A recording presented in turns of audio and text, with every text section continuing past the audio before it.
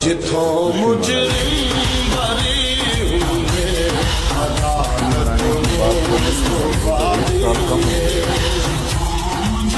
جتھوں مجرم اپنی قبر کے 1 سال اور قریب چلا گیا۔ کتنے نوجوان کیا بوڑھے کیا موبائل سے کھیل کھیل اپنی زندگی برباد کر رہے ہیں، گیموں میں زندگی برباد کر رہے ہیں، چیٹنگ میں زندگی برباد کر رہے ہیں۔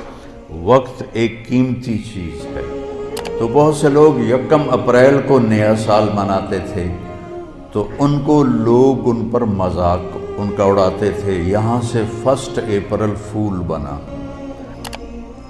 جو کچھ یہ بے وقوف حرام راستوں سے بنا رہے ہیں، لوگوں کے مال لوٹ کے بنا رہے ہیں، یہ برباد ہو جائیں گے مرتے وقت، ان کا مرنا مشکل ہو جائے گا۔ انگریزی سیکھنا کوئی منع نہیں ہے، ایک زبان ہے، سیکھو، لیکن اس کو بڑائی اور عزت کا معیار بنا لینا کیا ظلم و ستم ہے یار۔ اپنے علم میں خود مختار بنو گے، اپنی طاقت حاصل کرو گے، اللہ سے تعلق بڑھاؤ گے، پھر نعرے لگاؤ، ایسے زندہ باد مردہ باد کیا فضولیات۔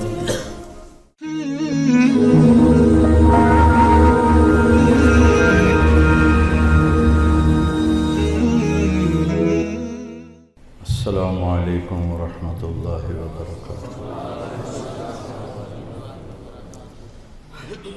الحمد للہ رب العالمین، والصلاة والسلام علی سیدنا و مولانا محمد وعلی آلہ واصحابہ اجمعین، اما بعد۔ اعوذ باللہ من الشیطان الرجیم، بسم اللہ الرحمن الرحیم۔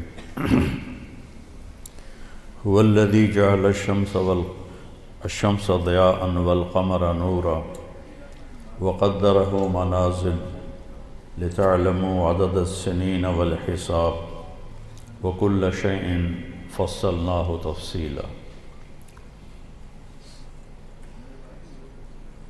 وقال النبي صلى الله تبارك وتعالى عليه وسلم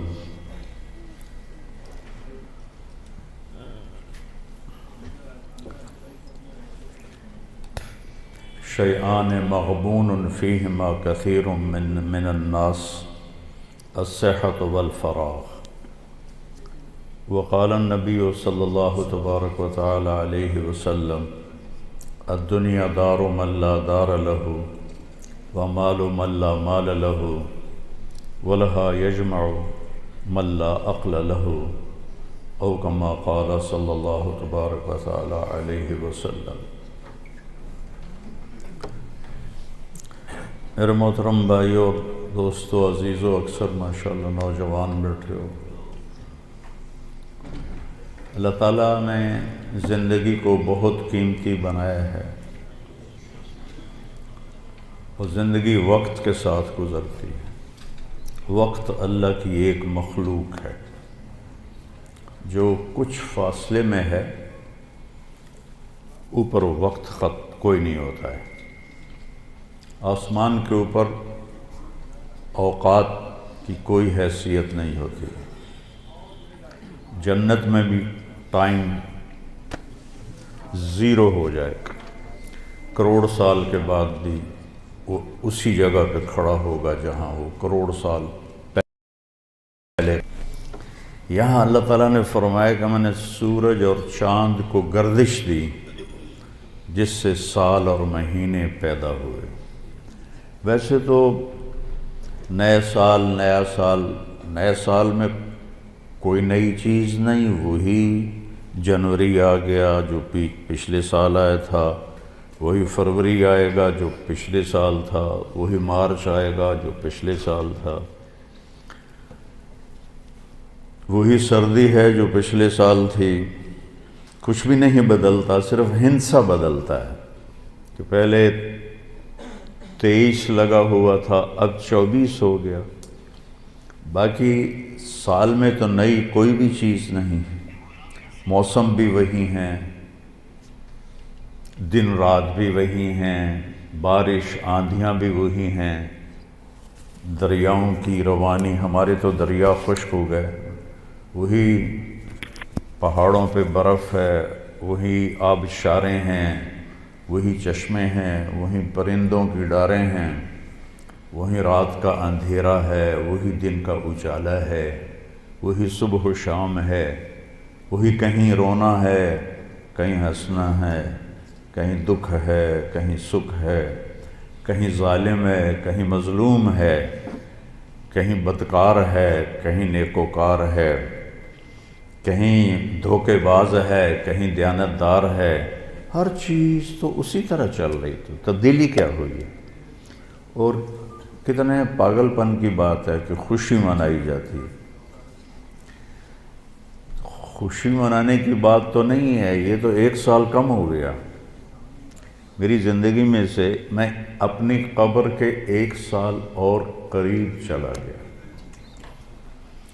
چونکہ ہمارے اوپر مغرب نے حکومت کی ہے، پوری دنیا پہ کی ہے، صدیوں کی ہے، تو جو مغلوب قومیں ہوتی ہیں، جو شکست خوردہ قومیں ہوتی ہیں، وہ فتح پانے والوں کی ہر چیز کو لے لیتے ہیں اور اس کے مطابق اپنی زندگی کو ڈھال لیتے ہیں۔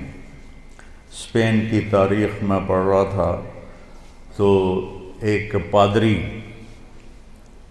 کی تحریر تھی کہ مجھے بہت گلہ ہے اپنے عیسائیوں سے،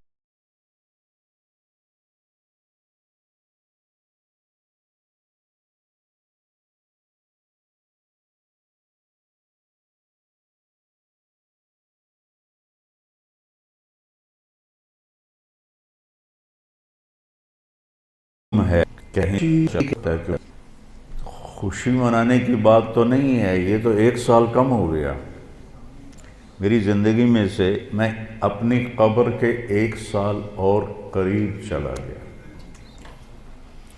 چونکہ ہمارے اوپر مغرب نے حکومت کی ہے، پوری دنیا پہ کی ہے، صدیوں کی ہے، تو جو مغلوب قومیں ہوتی ہیں، جو شکست خوردہ قومیں ہوتی ہیں، وہ فتح پانے والوں کی ہر چیز کو لے لیتے ہیں اور اس کے مطابق اپنی زندگی کو ڈھال لیتے ہیں۔ اسپین کی تاریخ میں پڑھ رہا تھا تو ایک پادری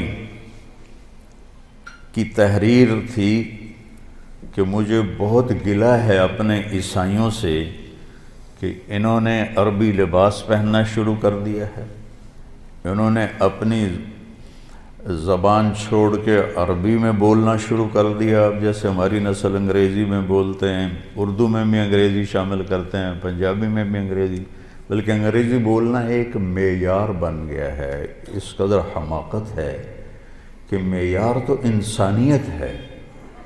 اچھا انسان بڑا آدمی ہوتا ہے، انگریزی بولنے والا بڑا، انگریزی بولنے والوں نے تو ملک لوٹ لیا۔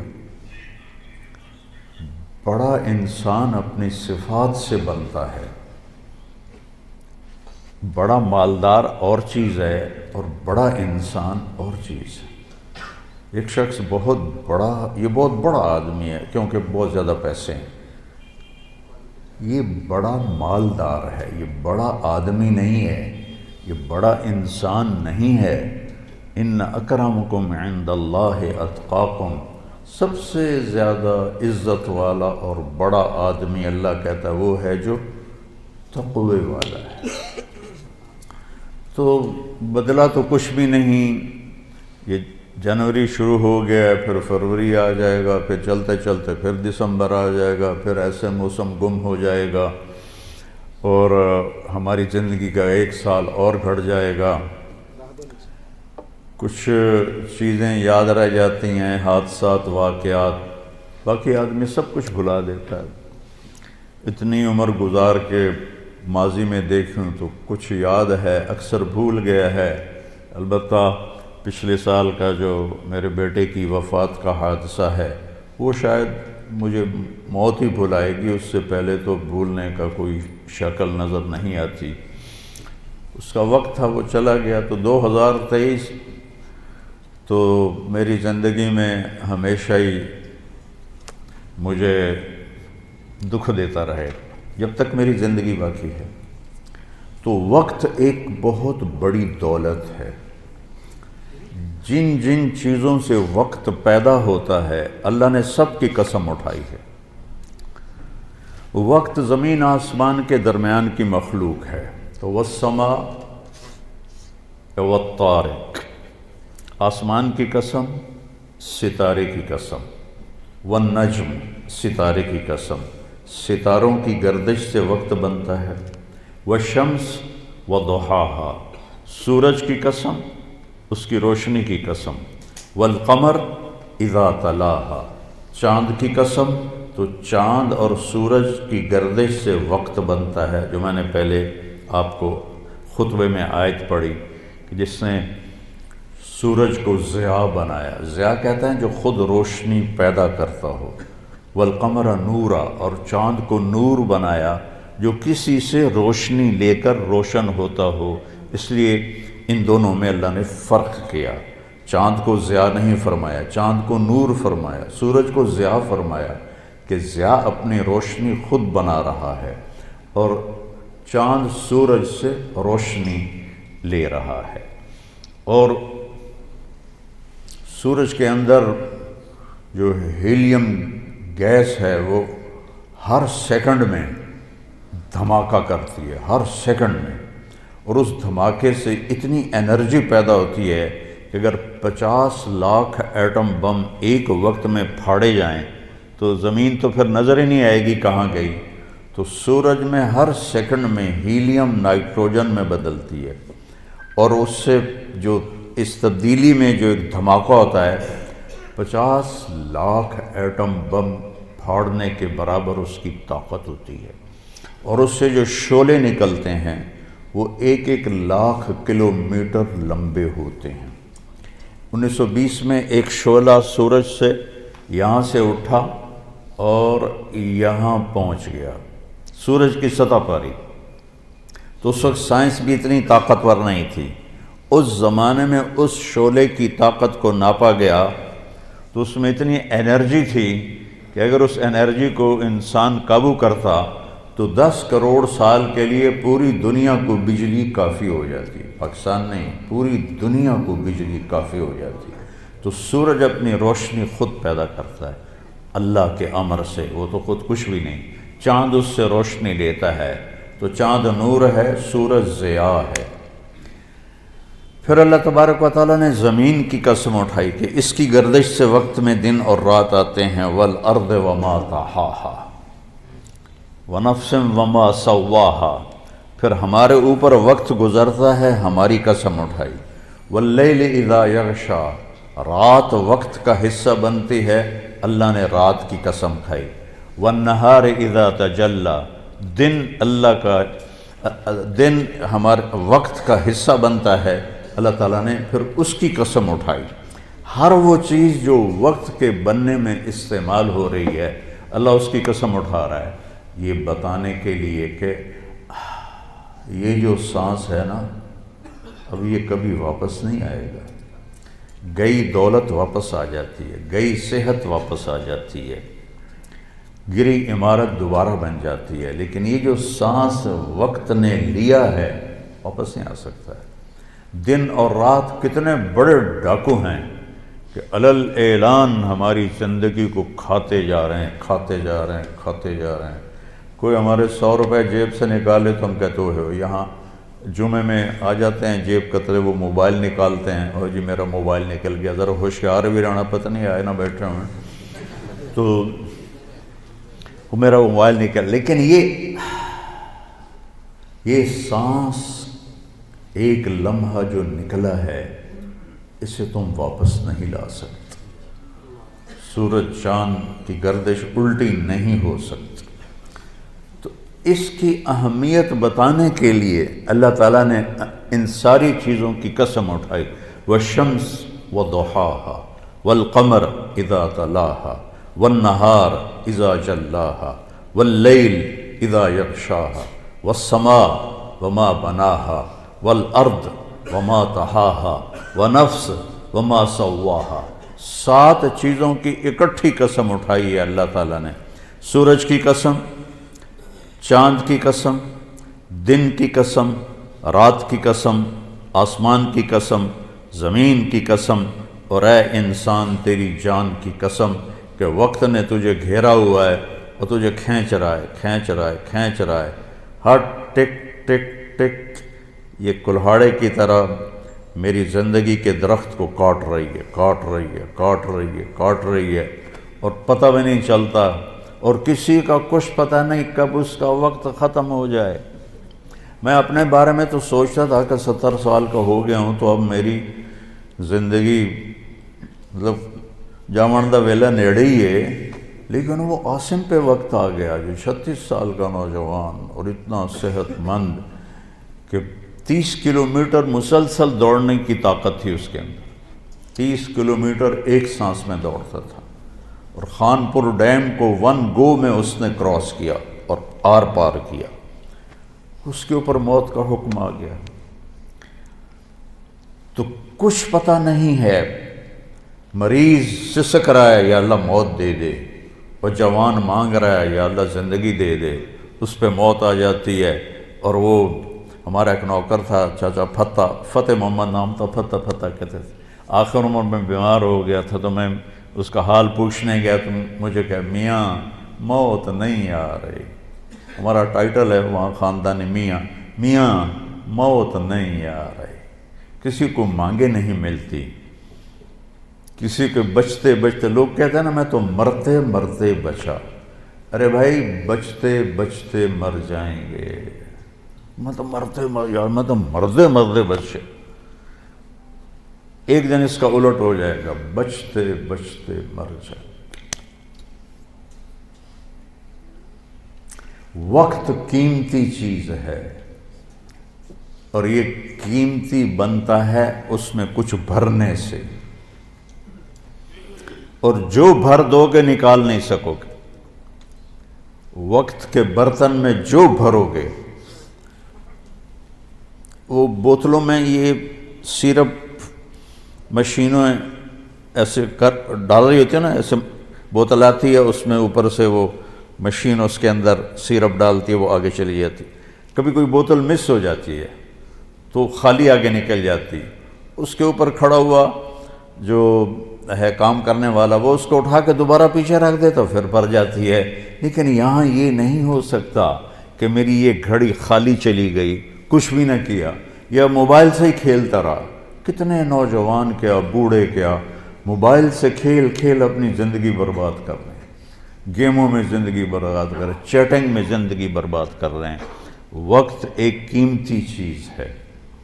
یہ سال مہینے تو ہم نے بنائے ہیں، اللہ نے کہا تھا تعلموا عدد السنین والحساب، مہینے سال تم خود بنا لینا، میں تمہیں وقت کھلا دے رہا ہوں جب تک تمہاری زندگی ہے۔ دنیا میں کئی کیلنڈر چل رہے ہیں، یہ چاند کا کیلنڈر بھی اسلامی ہے جو کہ چاند اللہ نے بنایا، اور سورج کا کیلنڈر بھی اسلامی ہے کہ اللہ نے سورج بنایا۔ یا تو سورج کو انگریز بناتے تو پھر ہم کہتے یہ کافروں کا کیلنڈر ہے اور یہ ہمارا کیلنڈر ہے۔ اللہ تعالیٰ نے کیا ہے، الشمس تجری لمستقر لہا، سورج اللہ سے پوچھ کے چل رہا ہے، والقمر قدرناہ منازل، چاند اللہ سے پوچھ کے چل رہا ہے۔ لیکن چونکہ مغرب کی قوموں نے حکومت کی تقریباً پوری دنیا پر تو ان کا کیلنڈر عام ہو گیا، پوری دنیا میں چل گیا، ورنہ چائنا کا کیلنڈر الگ تھا، افریقہ میں تو کوئی تھا نہیں، اب بھی کانگو کے جنگلات میں کوئی کیلنڈر نہیں، وہ جنگل میں پیدا ہوتے ہیں، جنگل میں مر جاتے ہیں، ننگے رہتے ہیں، اور وہیں پیدا ہو کر وہیں مر جاتے ہیں، سانپ کاٹے سے لے کر کانٹا چبھنے کا دوا جنگل سے کرتے ہیں، اور نہ کوئی ان تک پہنچا ہے۔ تبلیغی جماعت والے پہنچے تھے کئی سال پہلے، تو اس میں ایک ان کا سردار مسلمان ہوا، اور اب آخری خبر تک 5000 اس میں مسلمان ہو چکے ہیں۔ شیخ حسن تھے کیمرون کے، وہ جماعت لے کر گئے تھے جنگل میں، تو ویسے انسانوں کو کاٹ کے کھا جاتے ہیں۔ تو سب سے جو قدیم کیلنڈر ہے وہ ایران کا ہے، جس میں ان کا جو مہینہ ہے، ان کا جو سال شروع ہوتا ہے وہ 21 مارچ سے شروع ہوتا ہے، اس کو نوروز کہتے ہیں، اور وہ نوروز عید بھی مناتے ہیں ایران میں۔ یہ سب سے قدیم کیلنڈر ہے، کتنی اس کی عمر ہے معلوم نہیں، بہت پہلے سے ہے۔ اس کے بعد سب سے پرانا کیلنڈر ہے روم کا، جو 700 قبل مسیح 700 قبل مسیح تک، وہ اس سے پہلے کیا تھا، 700 قبل مسیح تک 10 مہینے ہوتے تھے، اور پھر جولیس سیزر جب آیا 57 قبل مسیح، اس سے پہلے نوما پیلس ایک رومن بادشاہ آیا، اس نے 10 کے 12 مہینے کیے، سال مارچ سے شروع ہوتا تھا، اس نے جنوری فروری کو اس میں شامل کیا۔ پھر 57 قبل مسیح جولیس سیزر بہت بڑا گزرا ہے ان کا ایک بادشاہ، اس نے اس میں کوئی ترمیم کی اور ایک نام اپنے نام سے اس نے مہینے کا رکھا، جولیس سے۔ جولیس کے بعد تھا اگسٹس جو روم کا بادشاہ تھا، اس نے پھر ایک اپنے نام سے مہینے کا نام رکھ دیا اگست۔ یہ جتنے نام ہیں یہ رومن دیوتاؤں کے نام ہیں سوائے ان دو کے، جولیس سیزر کے نام پر ہے، اور اگست جو ہے یہ اگسٹس کے نام پر ہے۔ باقی جو 10 مہینے ہیں یہ یونانی دیوتاؤں کے نام پر ہیں۔ شاید آپ کے سامنے یہ بات کبھی نہ گزری ہو کہ یہ جتنے نام ہیں یونانی تہذیب سے شروع ہوا نا کیلنڈر، تو انہوں نے اپنے دیوتاؤں کے نام پر یہ سارے نام، یہ سب یونانی لفظ ہیں، ان کو تھوڑا صحیح کر کے ہم اپنی اردو میں یا انگلش میں استعمال کرتے ہیں۔ یہ دیوتاؤں کے نام پر یہ نام رکھے گئے ہیں۔ اور پھر جب حضرت عیسیٰ علیہ السلام کا زمانہ آیا تو انہوں نے اس کیلنڈر کو عیسوی کیلنڈر بنایا، اور حضرت عیسیٰ علیہ السلام کی تاریخ پیدائش سے اس کو شروع کیا۔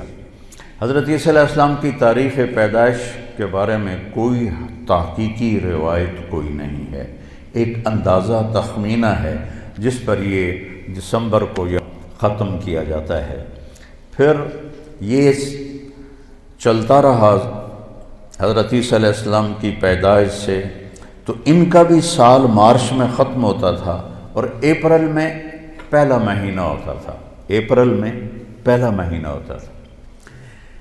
پھر 1564 میں، سن 1564 عیسوی میں فرانس کے بادشاہ نے اس میں تبدیلی کا حکم دیا اور جنوری کو پہلا مہینہ قرار دیا اور دسمبر کو آخری مہینہ قرار دیا۔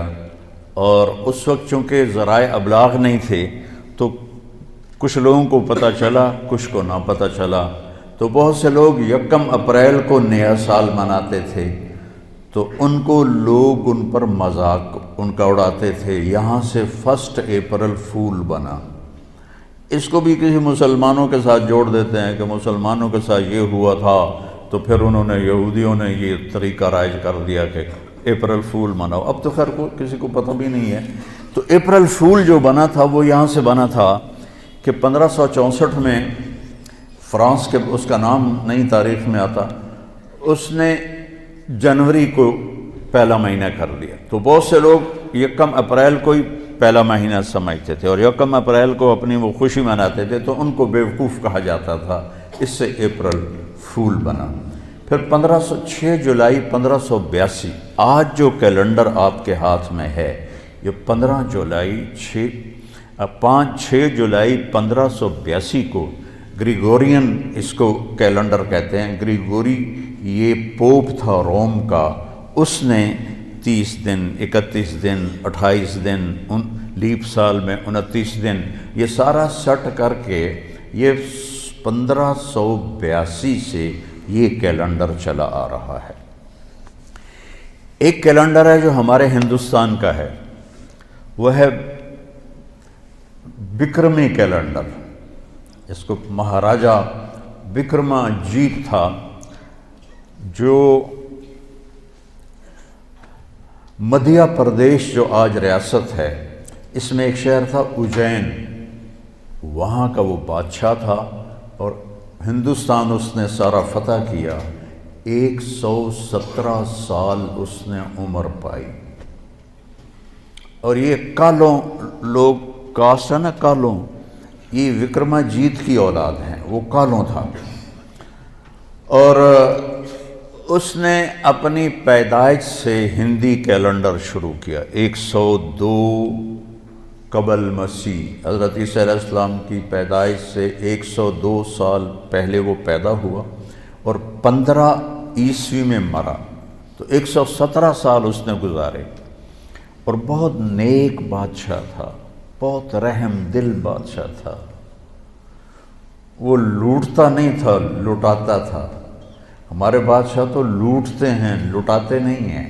ان پاگلوں کو یہ نہیں پتا کہ پائی پائی کا حساب دینا ہوگا، ایک ایک پائی کا حساب دینا ہوگا، ایک ایک خیانت. ایک حدیث شریف میں آتا ہے کہ آپ نے فرمایا من المفلس، غریب کون ہے؟ کہا جی من لا درہم لہو، جس کے پاس پیسے نہ ہوگا. نہیں، المفلس من امتی من یاتی یوم القیامہ بالحسنات امثال الجبال. سب سے غریب آدمی میری امت کا وہ ہے جو قیامت کے دن لائے گا نیکیاں پہاڑوں کی طرح. لیکن چکر باز تھا، اس کا مال لوٹا، اس کا مال لوٹا، اس کے پیسے دبائے، اس کی زمین پہ قبضہ کیا، اس کی زمین پہ قبضہ کیا. قبضہ مافیا پورے 4 صوبوں میں کام کر رہا ہے. تو ان زمینوں پہ قبضے کیے، پٹواری حاضر اور تحصیلدار حاضر، اوپر تک سب لائن حاضر ہوتے ہیں، سب کو جا رہا ہوتا ہے. کیسے دھوکے میں پڑے ہوئے ہیں یہ لوگ. یہ پاگل جانتے نہیں کہ جو ہی موت آتی ہے تو آدمی زیرو ہو جاتا، زیرو ہو جاتا. جو تو عاصم کی موت نے جھنجھوڑ دیا ہے. روزانہ اس کی قبر پہ جاتا تھا تو اس کے وہ تختی لگی دیکھ کے ایسے حیران ہو کے دیکھتا رہتا تھا اور آنسو بھی نکلتے رہتے تھے. مٹی ہو گیا، مٹی ہو گیا. جو کچھ یہ بے وقوف حرام راستوں سے بنا رہے ہیں، لوگوں کے مال لوٹ کے بنا رہے ہیں، یہ برباد ہو جائیں گے مرتے وقت. ان کا مرنا مشکل ہو جائے گا. تو وہ کیا ہوگا؟ لوگ آئیں گے، یا اللہ اس نے میرا مال دبایا، اس نے میری زمین دبائی، اس نے میرے ساتھ یہ کیا، اس نے میرے ساتھ یہ کیا. کہ اچھا اتنی نیکیاں تو لے جا، اتنی تو لے جا، اتنی تو لے جا، اتنی تو لے جا، اتنی تو لے جا. آہستہ آہستہ آہستہ ساری نیکیاں لوگ لے جائیں گے اور لوگوں کے حق باقی ہوں گے. کہیں گے یا اللہ ہم نے بھی اس سے لینا تھا، اب اس کی نیکیاں تو ہیں کوئی نہیں. تو اللہ تعالیٰ کہے گا انہوں نے جو گناہ کی ہیں اس کے سر پہ ڈالو. تو گناہ کیا زید نے، سر پہ ڈالا بکر کے. اور وہ دوسرا آیا جی میرا حق بھی ہے کہ اپنے گناہ اس پہ ڈالو، میرا حق بھی ہے کہ اپنے گناہ اس پہ ڈالو. یہاں تک کہ گناہوں کا پہاڑ اکٹھا ہو جائے گا اور ساری نیکیاں کر کے جہنم میں گرا دیا جائے گا. یہ دیکھ رہے ہو، ایک بالشت زمین، ایک گٹھ زمین جس نے کسی کی دبا لی. یہاں تو ایکڑوں پہ قبضے ہو جاتے ہیں. تو قیامت کے دن 7 زمینوں کو توق بنا کے اس کی گردن میں ڈال دیا جائے گا. کیسے اٹھائے گا وہ؟ کس طرح مقابلہ کرے گا؟ آج تو اس نے دھونس سے، طاقت سے، کلاشنکوف سے پٹواریوں کو خرید، تحصیلداروں کو خرید، اے سی کو خرید، ڈی سی او کو خرید، کمشنر کو خرید، سارا کچھ کر لیا تھا. یہ سارے لائن حاضر ہو جائیں گے. وہ بہت نیک بادشاہ تھا، 117 سال عمر پائی. اس وقت تو مذہب ہی کوئی نہیں تھا. تو اگر وہ بت پرست نہیں ہوگا تو جن کو اسلام کی دعوت نہیں پہنچی ان کی بھی اللہ بخشش فرما دے گا. تو اس کی نیکی کے اس نے پورے ہندوستان پہ حکومت کی. تو اس نے یہ کیلنڈر بنایا جو ویساکھ سے شروع ہوتا ہے، ویساکھ ہے۔ اب تو ہمیں بھی بھول گئے، ہمارے بڑوں کو نام یاد تھے، لیکن جو کہ تاریخ میرا مطالعہ رہتا ہے تو اس لیے مجھے یہ یاد ہے کہ ویساکھ سے شروع ہوتا ہے۔ تو ویساکھ اور جیٹھ، ہاڑ، ساون، بدرو، اس قسم کے اس کے نام ہیں۔ تو ایک کیلنڈر ہمارے ہندوستان کا ہے، یہ اس عیسوی کیلنڈر سے بھی پرانا ہے، اور پھر ایک کیلنڈر ہمارا ہے قمری، یہ سب سے بہترین کیلنڈر ہے۔ سارے کیلنڈر سورج سے جوڑ کے بنائے گئے ہیں، تو ہمارا کیلنڈر اللہ نے ہمیں دیا چاند سے۔ 17 ہجری میں حضرت عمر رضی اللہ تعالیٰ عنہ کی حکومت تھی۔ ابو موسیٰ اشعری رضی اللہ تعالیٰ عنہ یہ گورنر تھے بصرہ کے، تو انہوں نے خط لکھا کہ امیر المومنین آپ کے خط آتے ہیں، نہ پتہ ہوتا ہے یہ کب نافذ ہونا ہے اور نہ پتہ ہوتا ہے یہ کب ختم ہونا ہے، تو ارخ لنا، تو ہمارے لیے کوئی کیلنڈر بنائیے۔ تو حکومت بہت پھیل چکی تھی، 22 لاکھ مربع میل میں حکومت پھیل چکی تھی، تو حضرت عمر کو یہ بات بڑی پسند آئی، تو انہوں نے سب کو جمع کیا۔ فرمایا بھائی ابو موسیٰ کا خط آیا ہے تو ہمیں اپنا کوئی کیلنڈر بنانا چاہیے۔ سب نے کہا بالکل صحیح ہے۔ تو فرمایا کہاں سے شروع کریں؟ تو ایک رائے آئی میلاد النبی سے شروع کریں، ولادت نبی سے شروع کریں۔ ایک رائے آئی غزوہ بدر سے شروع کریں۔ ایک رائے آئی فتح مکہ سے شروع کریں۔ آپ نے حضرت علی سے پوچھا تمہاری کیا رائے ہے؟ کہا ہجرت سے شروع کریں، کہ ہجرت سے اسلام زندہ ہوا۔ آپ کی ہجرت ہوئی تو اسلام کے دروازے کھلے۔ تو عمر رضی اللہ تعالیٰ عنہ کو یہ رائے سب سے زیادہ پسند آئی، اور یہ طے پایا کہ بھئی ہم ہجرت نبی سے اپنے سال کو شروع کریں گے۔ کہ آپ نے جب مکہ سے مدینہ کی طرف ہجرت فرمائی تو اس وقت 27 صفر جمعرات کا دن تھا۔ آپ ابو بکر رضی اللہ عنہ کے پاس گئے کہ ابو بکر جانے کا حکم آ گیا ہے۔ تو انہوں نے کہا یا رسول اللہ میں بھی ساتھ ہوں؟ کہا۔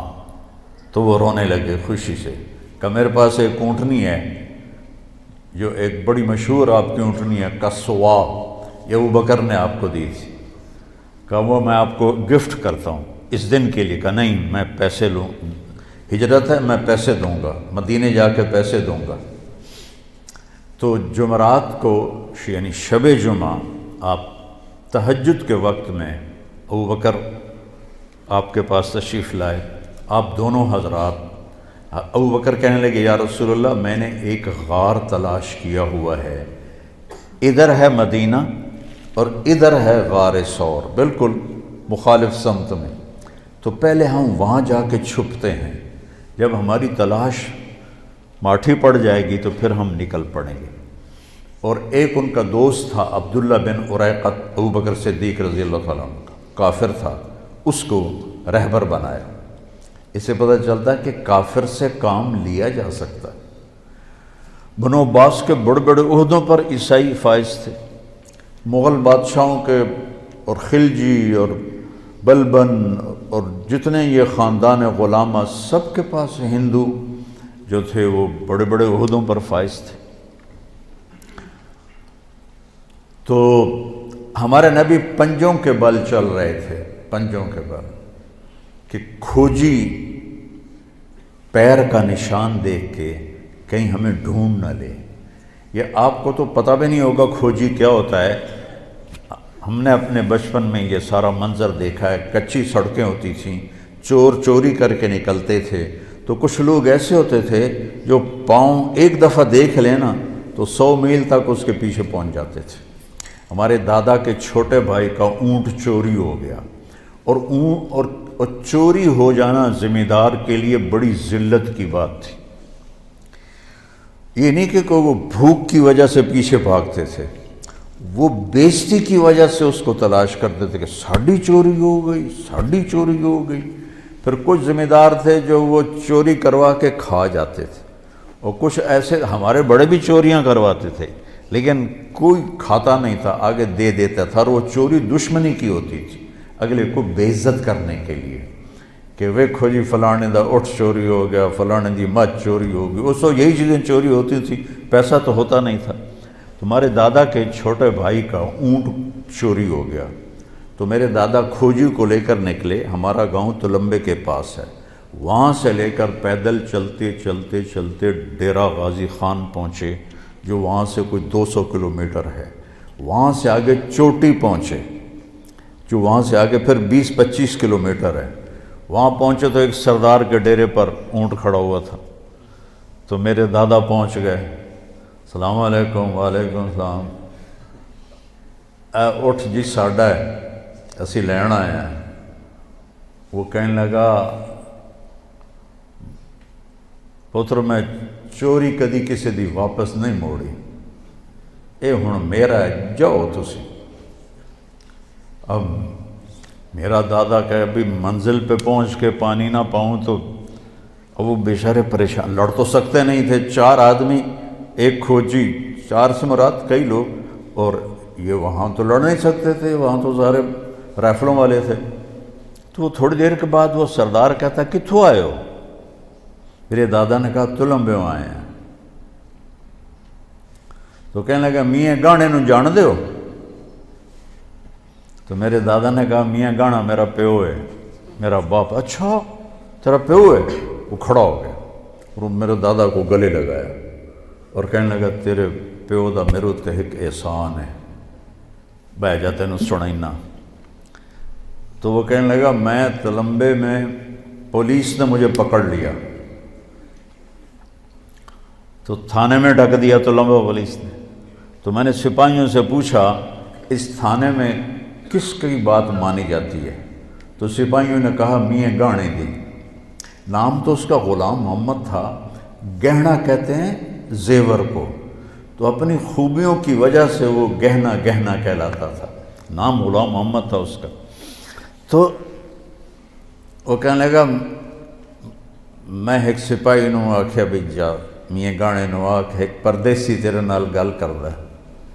تو اس وقت گھوڑے ہوتے تھے، کچی سڑکیں، جنگل، میرا پردادا آ گیا تو کہنے لگا جی حکم کا جی میں چور تا ہاں پر تواڈے علاقے چ کوئی چوری نہیں کی تھی، تے ربوں پھدی پیاں میری مدد کر۔ تو میرے پردادا نے تھانے دار سے کہا اس کو چھوڑ دو، اس نے چھوڑ دیا۔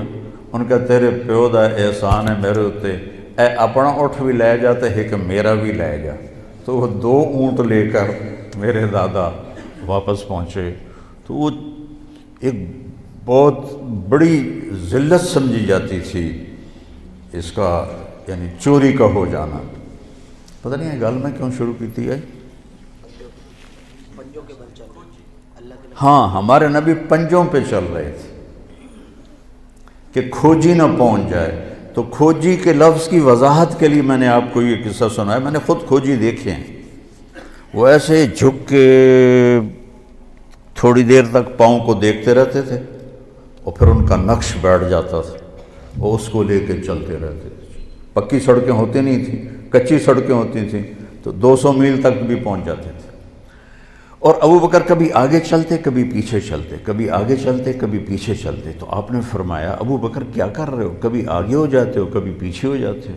کہ یا رسول اللہ جب مجھے ڈر لگتا ہے کہ آگے کوئی چھپا ہوا ہوگا وار نہ کر دے تو میں آگے ہو جاتا ہوں تاکہ میرے اوپر آئے، آپ پہ نہ آئے، اور جب مجھے خیال آتا ہے کوئی پیچھے سے حملہ نہ کر دے تو پھر میں آپ کے پیچھے ہو جاتا ہوں کہ جب دشمن وار کرے تو میرے اوپر کرے، آپ پہ نہ کرے۔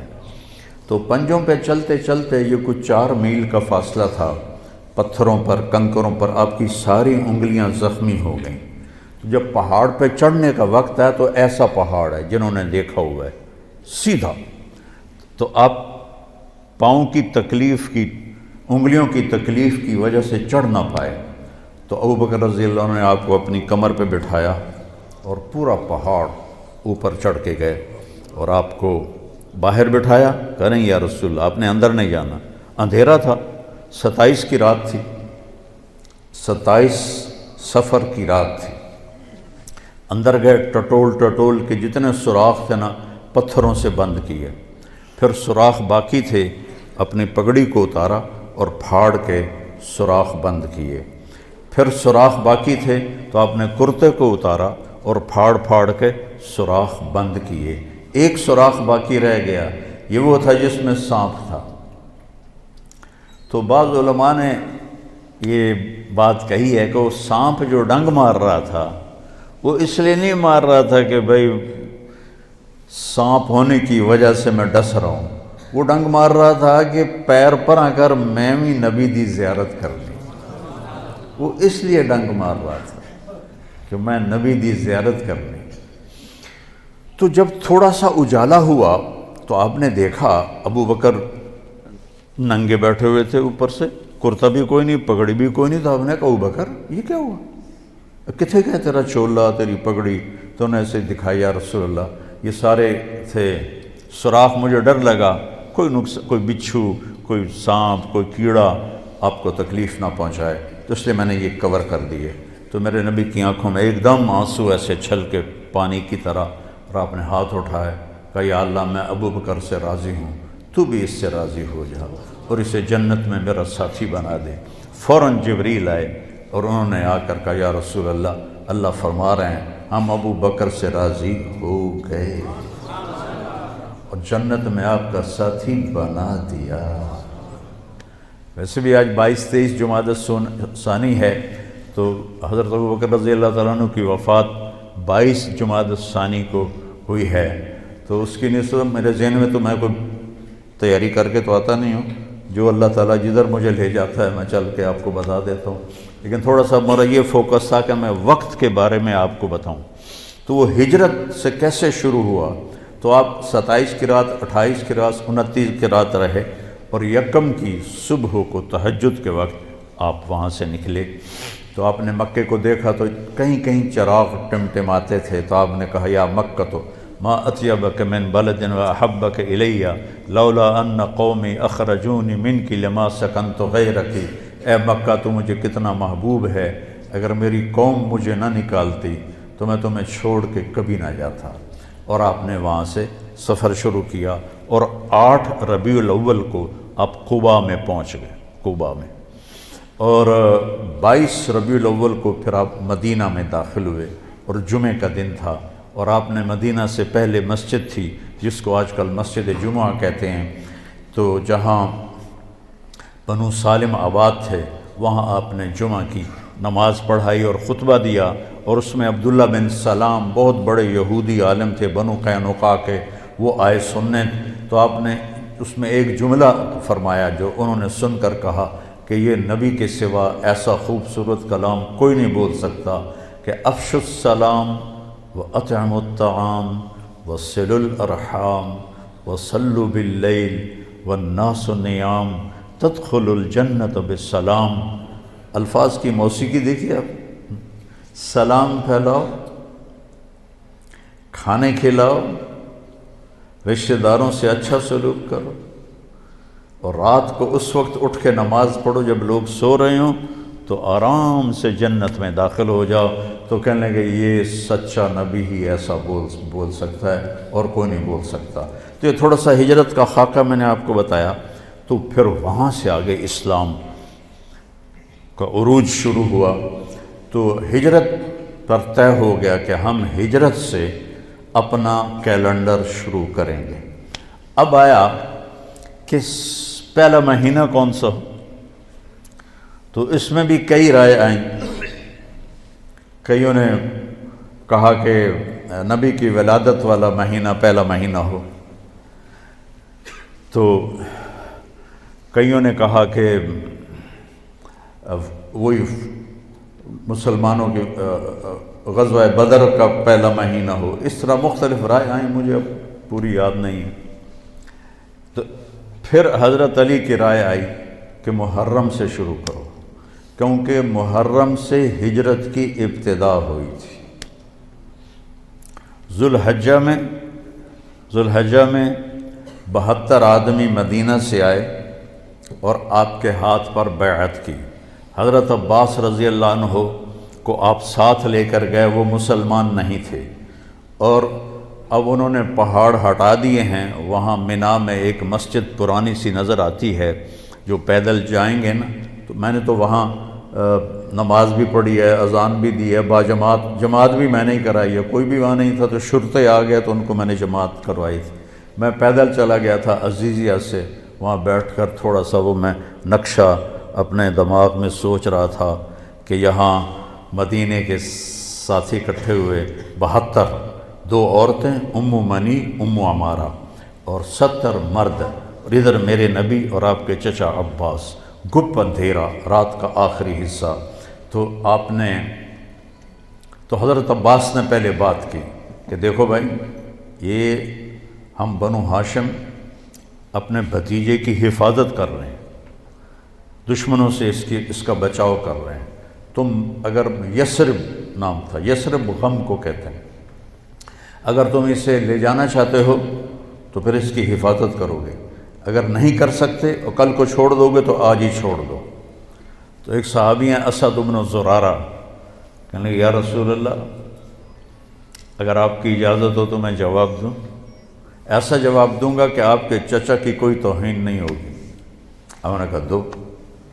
تو وہ کہنے لگا عباس، چوڑیاں تو ہم نے بھی نہیں پہنی ہوئی، ہم بھی جنگوں میں پروان چڑھے ہیں اور تلواروں کی جھنجھناہٹ ہمارے نغمے رہے ہیں، تو کسی ایسے آدمی کو اپنا سردار بنانا جسے قوم نکال دے کوئی آسان کام ہے عرب کے ماحول میں؟ کسی ایسے دین کو قبول کرنا جسے سب عرب نے رد کر دیا ہو آسان ہے عرب کے ماحول میں؟ جب ہم یہ کر چکے ہیں تو حفاظت بھی کر کے دکھائیں گے۔ تو کہ یا رسول اللہ بیعت کے لیے ہاتھ بڑھائیں۔ تو ایک دم ایک صحابی کھڑے ہوئے، حضرت عباس بن مرداس، وہ عباس بن عبد المطلب چچا، عباس بن مرداس ان میں سے مدینے والوں سے، ٹھہرو ٹھہرو ٹھہرو ٹھہرو ٹھہرو ٹھہرو، مدینے والوں کو ٹھہرو ٹھہرو ٹھہرو ٹھہرو ٹھہرو، کیا ہوا؟ کہنے لگا یہ یاد رکھو، اگر اس کو لے جاؤ گے تمہارے بچے یتیم ہوں گے، تمہاری عورتیں بیوہ ہوں گی، تمہارے مال اموال لٹیں گے، سارا عرب مل کے تم پہ حملہ کرے گا، کر لو گے برداشت؟ تو لے جاؤ، اور نہیں تو ابھی چھوڑ دو۔ تو ابو الہیثم بن تیہان رضی اللہ تعالیٰ عنہ کھڑے ہوئے، یا رسول اللہ مالنا، اگر یہ سب کچھ ہو جائے، ہم لٹ جائیں، پٹ جائیں، تج ہو جائیں، برباد ہو جائیں، ملے گا کیا؟ آپ نے یہ نہیں کہا تمہیں حکومت ملے گی، آپ نے کہا تمہیں جنت ملے گی۔ کہنے لگا واہ واہ واہ، پھر تو سستا سودا ہے، اپنی شرطیں بتائیں، آپ کیا چاہتے ہیں؟ آپ نے فرمایا ہر حال میں میری مانو گے، جی چاہے یا نہ چاہے۔ کتنی آج کی نسل ہو، کیوں نہیں یہ کرتے ہو؟ میرے نبی کی سنت ہے، جی دل نہیں کرنا، کہتے ہیں دل نہیں کرنا۔ میرے نبی نے یہ پتہ پہلے دن کاٹ دیا کہ جی چاہے یا نہ چاہے میری اطاعت کرو گے، میری مانو گے، اپنے جی کو نکال دو بیچ میں سے، ورنہ گمراہ ہو گئی۔ تو تمہیں کہہ رہا ہوں اپنے جی کو بیچ میں سے نکال دو، میں اپنے آپ کو بھی کہہ رہا ہوں، ورنہ جہنم کے کھڈے کے سوا کوئی جگہ نہیں ہے۔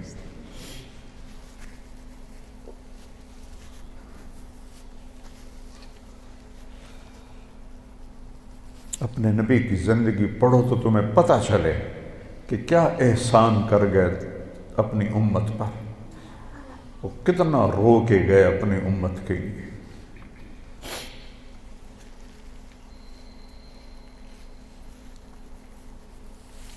ایک رات آپ دعا کر رہے تھے، یا اللہ ابراہیم علیہ السلام نے تجھ سے کہا فمن تبعنی فإنہ منی ومن عصانی فإنک غفور الرحیم۔ یا اللہ جو میری مانے وہ مجھ سے ہے، جو میری نہ مانے اب تیرا مسئلہ ہے، وہ پکڑ کر یا معاف کر۔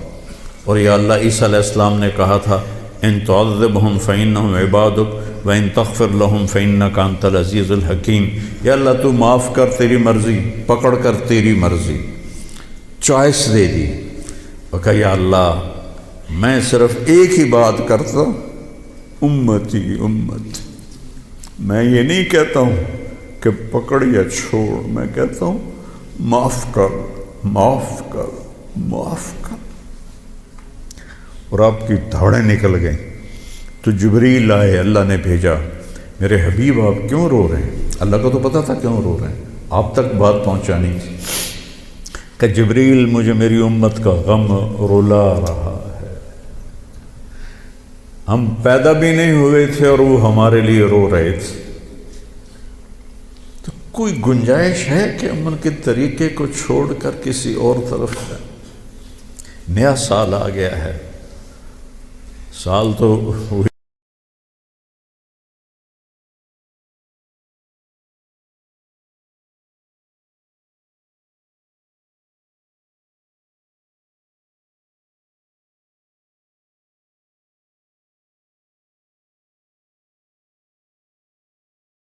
ہے، اپنی زندگی میں لگاؤ۔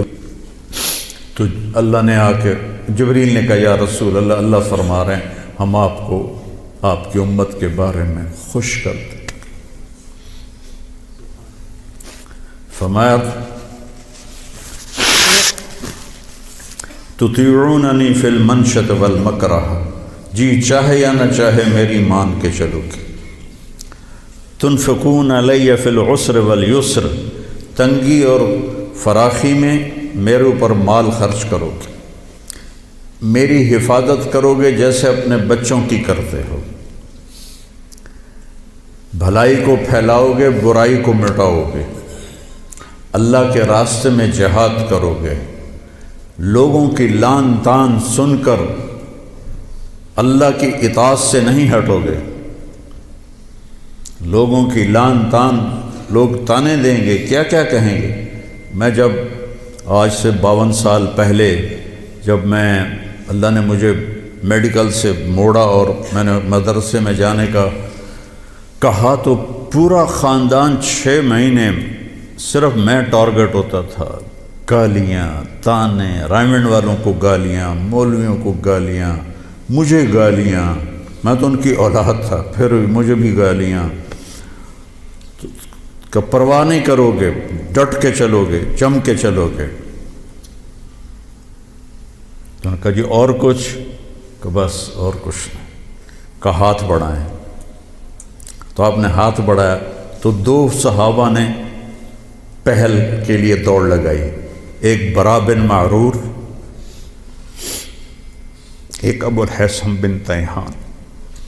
تو بعض محدثین فرماتے ہیں کہ برا بن معرور کا ہاتھ پہلے پڑا، اور بعض فرماتے ہیں ابو الحسن بن تیہان کا ہاتھ پہلے پڑا، اور میری رائے میں بھی یہی ہے کہ ابو الحسن بن تیہان وہ پہلے ان کا ہاتھ لگا، چونکہ انہوں نے پھر اس کے بعد ایک دم کہا یا رسول اللہ ایک بات ابھی بتا دیں، کل اللہ آپ کو فتح دے، عرب آپ کے تابع ہو، تو آپ ہمارا شہر چھوڑ کے مکہ تو واپس نہیں جائیں گے؟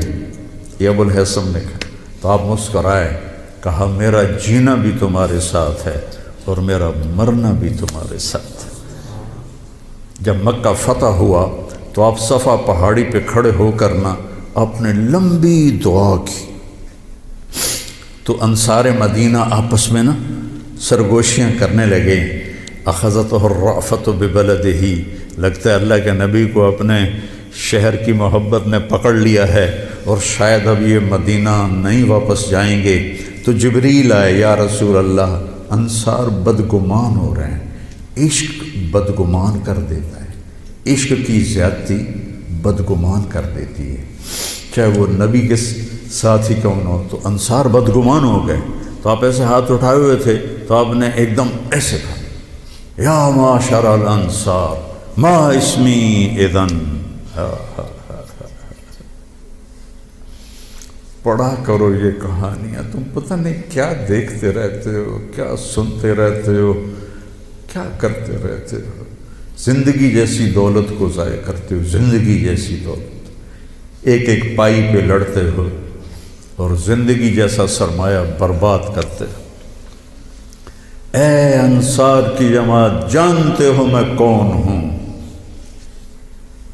انا محمد بن عبداللہ، انا رسول اللہ، میں محمد میں اللہ کا رسول، میں تمہیں بول دے چکا ہوں، میرا مرنا بھی تمہارے ساتھ ہے، میرا جینا بھی تمہارے ساتھ۔ تو سارے انصار رونے لگے گا، یا رسول اللہ، محبت کی شدت کی وجہ سے بدگمانی پیدا ہوئی ہے، کوئی ایمان کی کمزوری کی وجہ سے نہیں۔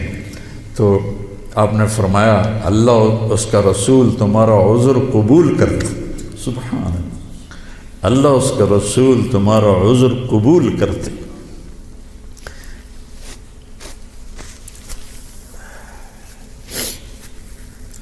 تو اس میں دو عورتیں بھی تھیں، ام منی اور ام عمارہ۔ تو وہ آئیں ہاتھ بڑھانے، تو ہم نے کہا نہیں، تمہاری بیعت زبان سے ہے۔ تو عبداللہ بن رواحہ کھڑے ہو گئے، یا رسول اللہ حملہ کر دیں مکے پر؟ جوان تھے، حملہ کر دیں؟ کہا نہیں نہیں نہیں نہیں نہیں، ابھی نہیں، بس خاموشی سے چلے جاؤ اپنے اپنے خیموں میں۔ شیطان یہ سارا دیکھ رہا تھا، اس نے مینا کی پہاڑی پہ اعلان کیا، قریش کے سرداروں، تمہارے خلاف یثرب والوں نے سازش کر دی۔ تو جو آواز گونجی تو وہ سارے ایک دم اکٹھے ہو گئے، تو انہوں نے یثرب کے سرداروں کو بلایا۔ یہ سارے نوجوان تھے، یہ سارے۔ نبی کی ایک نشانی یہ ہے، ایک کہ اس کے پیچھے لبیک کہنے والے سب سے پہلے جوان ہوتے ہیں، چونکہ بوڑھے خشک شاخ بن چکے ہوتے ہیں اور جوان تر شاخ ہوتے ہیں۔ تو انہوں نے سرداروں کو بلا لیا، یہ تم نے کیا کیا، ہمارے خلاف سازش کی ہے؟ کہ اللہ کی قسم ہمیں پتہ ہی کوئی نہیں، ایسے ہی تمہارے کان بج رہے ہوں گے، ایسا کوئی قصہ نہیں۔ ان کو پتہ ہی نہیں تھا، پیچھے پیچھے نیچے نیچے نوجوانوں نے یہ سارا قصہ بنایا تھا۔ تو یہ مینا کے دن ہیں، 12 13 10 11 12 13۔ تو اس کے 2 ہفتے کے بعد پھر اللہ تعالیٰ نے ہجرت کی اجازت دی، تو محرم سے ہجرت کی ابتدا ہو گئی۔ تو آپ نے فرمایا چونکہ ہجرت کی ابتدا تو محرم سے ہے، ہمارے نبی نے ہجرت کی سفر میں جا کر، 27 سفر، تو ہم ہجری شروع کریں گے وہاں سے، اور سال شروع کریں گے محرم سے، کہ محرم سے ہجرت کی ابتدا ہوئی تھی، اور حاجی حج کر کے واپس جاتے ہیں تو محرم پہلا مہینہ بنتا ہے۔ تو لہٰذا ہمارا جو سال بنا وہ بنا محرم سے شروع ہوگا، اور اس کی جو سال کی جو انتہا ہے، ابتدا، وہ ہجری سے ہوگی۔ اور صحابہ اجازت لے رہے تھے، جا رہے تھے، ابوبکر صدیق نے اجازت مانگی تو آپ نے انکار کر دیا، تو کہا یا رسول اللہ میں آپ کے ساتھ جاؤں گا؟ آپ نے کہا ہاں۔ حضرت عمر رضی اللہ عنہ نے اجازت مانگی، آپ نے دے دی، تو حضرت عمر رضی اللہ تعالیٰ عنہ نے زرہ پہنی، تلوار سجائی، اور بیت اللہ کا طواف کیا، اور جہاں سارے قریشی بیٹھے تھے وہاں کے کھڑے ہو گئے، کہا بھائی جو یہ چاہتا ہو کہ اس کی بیگم بیوہ ہو جائے، بچے یتیم ہو جائیں، تو یہ میں مکہ چھوڑ کے جا رہا ہوں، جس مائی کے لال میں طاقت آئے اور مجھے روک کے دکھائے۔ ایک بھی نہیں اٹھا، ایک بھی نہیں اٹھا، سارے سہم گئے، دبک گئے۔ میرے نبی سے زیادہ دلیر تھے حضرت عمر، آپ چھپ کے گئے۔ حضرت عمر کا فعل سنت نہیں بننا تھا، میرے نبی کا فعل سنت بننا تھا۔ کمزوری کے وقت میں کیا کرنا ہے، ہمیں طریقہ سکھانے کے، ورنہ جبریل ایسے براق پہ بٹھاتے اور جا کے مدینے اتار دیتے۔ امت کو سبق دینا تھا، جب تم کمزور ہو تو پھر اس وقت تم نعرے بازی نہ کرو، اپنی طاقت کو حاصل کرو۔ نعروں سے بھی کبھی کوئی قوم فتح ہوتی، اور بد دعاؤں سے بھی کبھی کوئی قوم برباد ہوتی، ہمارے جیسوں کی بد دعائیں۔ تو اپنی اصلاح کمزوری کے وقت میں وہ کرو جو میرے نبی نے کر کے دکھایا۔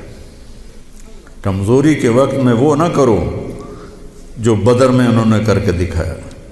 اس وقت سارا باطل ہم پر چھایا، ہمیں تو ایک جہاز کا پرزہ بھی بنانا نہیں آتا، تو وہ کتنے بے وقوف ہوں گے جو کہیں ہم ان کو ذرا پرزہ دے ہوئے جو توڑو تے ہی بم سٹنا ہے۔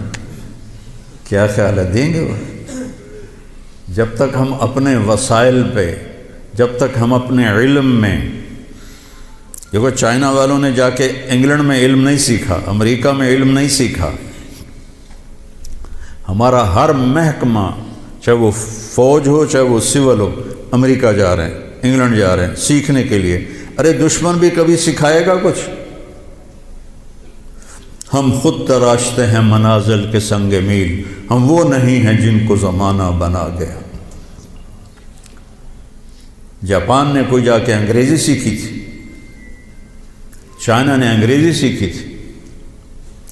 انگریزی سیکھنا کوئی منع نہیں ہے، ایک زبان ہے، سیکھو، لیکن اس کو بڑائی اور عزت کا معیار بنا لینا کیا ظلم و ستم ہے یارو۔ اپنے علم میں خود مختار بنو گے، اپنی طاقت حاصل کرو گے، اللہ سے تعلق بڑھاؤ گے، پھر نعرے لگاؤ۔ ایسے زندہ باد مردہ باد کیا فضولیات۔ مسجدوں میں اتنا شور مچ جاتا ہے، زندہ باد مردہ باد۔ حضرت عمر رضی اللہ تعالیٰ عنہ نے دیکھا دو آدمی مسجد نبوی میں اونچی اونچی بات کر رہے تھے، تو آپ نے ایک کنکر اٹھایا اور ان کو ایسے پھینکا، جب ان کے سامنے گرا تو انہوں نے مڑ کے دیکھا تو حضرت عمر نے ایسے اشارے سے بلایا مسجد نبوی میں، تو وہ آ گئے، کہا کہاں سے آئے ہو؟ کہا یہ طائف سے۔ کہ اگر تم مدینہ کے ہوتے تو مار مار کے تمہارے چہرے میں خونی کر دیتا، تم نبی کی مسجد میں اونچی آواز سے بول رہے ہو۔ یہاں یہ ساری مسجدیں مسجد نبوی سے جڑی ہوئی ہیں، بیت اللہ سے جڑی ہوئی، ان میں نعرے کبھی زندہ باد کبھی مردہ باد۔ یہ کیا امت نے طریقہ اپنا لیا ہے۔ سلطان عبد المجید نے جب مسجد نبوی بنائی، جو سیکنڈ لاس تھا ترکی بادشاہ، تو اس نے ساری دنیا سے کاریگر بلائے، ان کو استنبول میں ایک بستی میں ٹھہرایا اور کہا اپنے ہر ہنر والا اپنے بچے کو حافظ بنائے اور اپنا ہنر سکھائے۔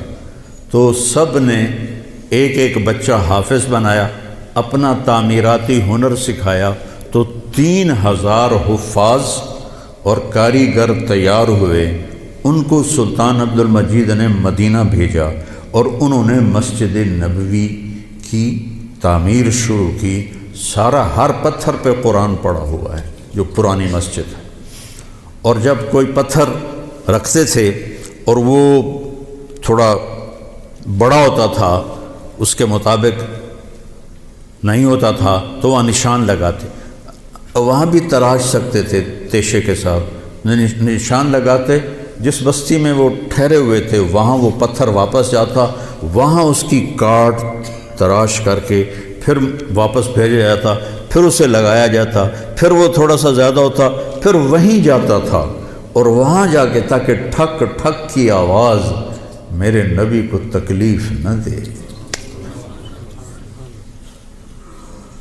میرے نبی تو اپنی قبر میں زندہ ہیں تاکہ ان کو تکلیف نہ ہو، تو پھر اس کو واپس لا کے پھر جوڑا جاتا تھا۔ ایسے ہی بیت اللہ بنا، وہ جو پرانا اب انہوں نے گرا کے نیاب کر دیا۔ تو ہر پتھر پہ قرآن پڑھا گیا ہے، ہر پتھر پہ، اور مسجد کا ادب ایسا تھا۔ پھر اس کے بعد یہ نئی مسجد، ہر سال میں جاتا تھا، میں دیکھتا تھا وہ کاریگر سگریٹ پی رہے ہوتے تھے، دھواں اڑا رہے ہوتے تھے، اور ساتھ تعمیر کر رہے ہوتے تھے. نہ وہ عشق میں رہیں گرمیاں، نہ وہ حسن میں رہیں شوخیاں، نہ وہ غزنوی میں تڑپ رہی، نہ وہ خم ہے زلف ایاز میں. وہ زمانہ ہی بدل گیا. وہ مسلمان آئے عشاق گئے وعدہ فردہ لے کر، اب انہیں ڈھونڈ چراغ رخ زیبا لے کر. تو ہمیں قمری سال دیا گیا.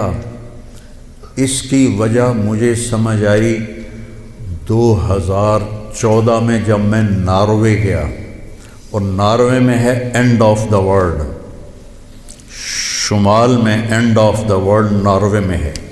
میں وہاں گیا. اس علاقے میں 2 مہینے سورج نکلتا نہیں اور 2 مہینے ڈوبتا نہیں. تو کیلنڈر جو شمسی ہے وہ فیل ہو جاتا ہے. رات ہے لیکن سورج نکلا ہوا پتہ نہیں دن ہے یا رات، دن ہے سورج نکلا ہوا پتہ نہیں دن ہے یا رات ہے. تو کئی علاقے ہیں ایسے اوپر شمال میں جہاں سورج کا کیلنڈر فیل ہو جاتا ہے. تو 3 گھنٹے کا اوسلو سے جہاز تھا، آگے 5 گھنٹے کا موٹر کا سفر تھا، 8 کلومیٹر کی سرنگیں تھیں، اور پھر آخری بستی مچھیروں کی تھی، وہاں سے پھر 1.25 گھنٹہ آگے موٹر کا سفر تھا. تو جب ہم وہاں پہنچے تو وہ جون جولائی سورج ڈوبتا نہیں، 1 اگست کو ڈوبنا شروع کرتا ہے، اور ہم 4 اگست کو پہنچے. اور شروع میں بس 1 تاریخ کو ایسے ڈوبتا ہے ایسے نکل آتا ہے، پھر 2 کو تھوڑا سا وقفہ کرتا ہے، 3 کو تھوڑا سا وقفہ کرتا ہے. 4 اگست کو 20 منٹ کی رات تھی. چونکہ میں 4 اگست کو گیا ہوں مجھے یاد ہے، 4 اگست کو 20 منٹ کی رات تھی. اور ہم وہاں پہنچے تو ابھی ہم نے مغرب بھی پڑھنی تھی، عشاء بھی پڑھنی تھی، اور سورج نکلنے سے پہلے فجر بھی پڑھنی تھی. تو یہ ایک انوکھا واقعہ میرے ساتھ آیا ہے جو شاید ہی کسی اور کے ساتھ پیش آیا ہو، یا میرے ساتھ جو ساتھی تھے. وہاں میں بھاگا اور ریلنگ تھی اس کے ساتھ کھڑے ہو کر میں نے اذان دی. مجھے اللہ کی مخلوق کو 2 دفعہ دیکھ کے ہیبت طاری ہوئی.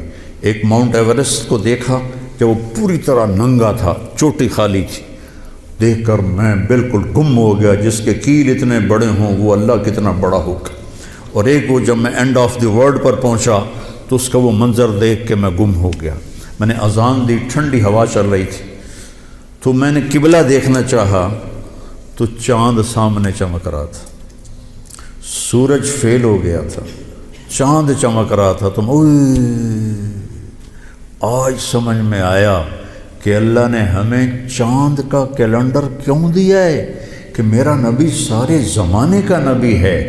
جہاں سورج نہیں نکلتا اور جہاں سورج کئی مہینے نہیں ڈوبتا، اگر وہاں کوئی مسلمان ہیں تو دن رات کا حساب کیسے لگائیں گے؟ چاند کو دیکھ کر. میں نے چاند دیکھا، واہ واہ اب یہ رات کھڑی ہے. تو وہ قبلہ فٹ کیا، مغرب کی نماز پڑھی. مغرب عشاء اکٹھے پڑھنا تو مسافر کے لیے جائز ہے باقی ائمہ کے نزدیک. تو پہلے مغرب پڑھی، پھر عشاء پڑھی، پھر ساتھ ہی میں نے فجر کی اذان دی. ہاں عشاء پڑھی. ایک وطر پڑھنا بھی سنت ہے، تو میں نے کہا بھائی آج ہکو وطر پڑھو کدیں فرض نہ نکل جاوے. تو ایک وطر پڑھا، پھر میں نے فجر کی اذان دی، ٹک ٹک ٹک ٹک 2 سنتیں پڑھیں. پھر والعصر انا اعطینا سے میں نے فرض نماز پڑھائی، اور بیٹھے ہی تھے کہ سورج آکھے السلام علیکم. تو وہاں جا کے مجھے یہ بات سمجھ میں آئی کہ اللہ نے ہمیں چاند کا کیلنڈر کیوں دیا ہے. یہ کہیں بھی ناکام نہیں ہوتا، کہیں فلاپ نہیں ہوتا. سورج کا کیلنڈر کتنی جگہ ہیں دنیا میں جہاں فلاپ ہو جاتا ہے، ناکام ہو جاتا ہے. تو یہ ہمارے نبی کی عالمی نبوت کی ایک دلیل چاند کا نظام شمسی بھی ہے. تو بھائیو میں بہت ساری باتیں وقت کے متعلق بتا گیا. کہنا تو یہ تھا کہ ہندسہ بدلا ہے تو اپنے آپ کو بھی بدلیں، توبہ کریں اپنے رب کی بارگاہ میں اور گناہوں سے توبہ کریں. پتہ نہیں کب عاصم کی طرح کس کو موت اٹھا کے لے جائے.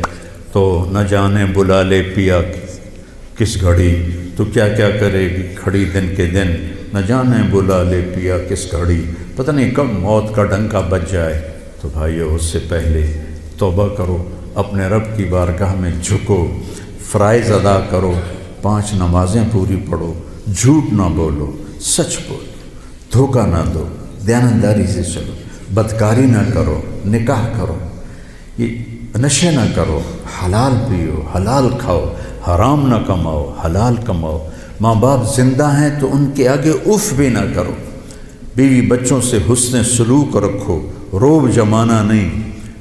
ماں باپ سے کہتا ہوں اولاد کی عزت کرو، اولاد کو عزت دو، انہیں ڈانٹ ڈپٹ سے نہ چلاؤ، پیار سے چلاؤ۔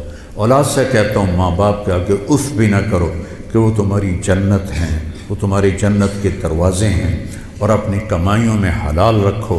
ایک دوسرے سے لڑے ہوئے ہو تو صلح کر لو، کہ اللہ پاک کو آپس کا لڑنا بالکل پسند نہیں ہے۔ اور اب یہ سیاست کا بازار گرم ہو رہا ہے، یہ نیری منافقت ہے، منافقت کے سوا کچھ نہیں ہے، اس سے دور ہی رہو تو اچھا ہے۔ اور اگر کہیں کوئی سیاست کا کسی کو شوق ہے تو پھر اپنے مخالف کی بدخوئی نہ کرے، اس کی برائی نہ کرے، اس کو گالیاں نہ دے، اس کو برا بھلا نہ کہے، ورنہ اپنی آخرت خراب کرو گے۔ یہ میں نے ٹکے ٹکے بک رہے ہیں تو ان کی کیا حیثیت؟ آج کل کے وزیروں کو کون پوچھا؟ وزیر اعظم کو کوئی نہیں پوچھتا تو وزیروں کو کس نے پوچھنا؟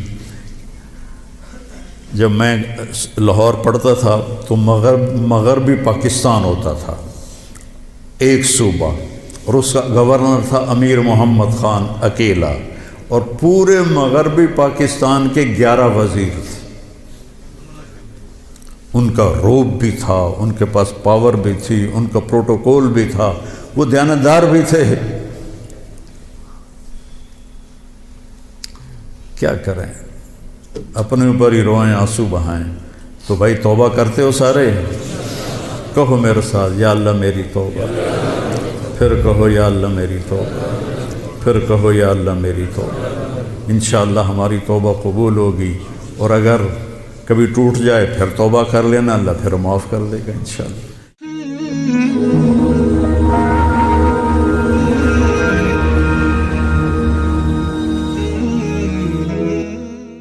کتنے پاگل پن کی بات ہے کہ خوشی منائی جاتی ہے۔ خوشی منانے کی بات تو نہیں ہے، یہ تو 1 سال کم ہو گیا میری زندگی میں سے، میں اپنی قبر کے 1 سال اور قریب چلا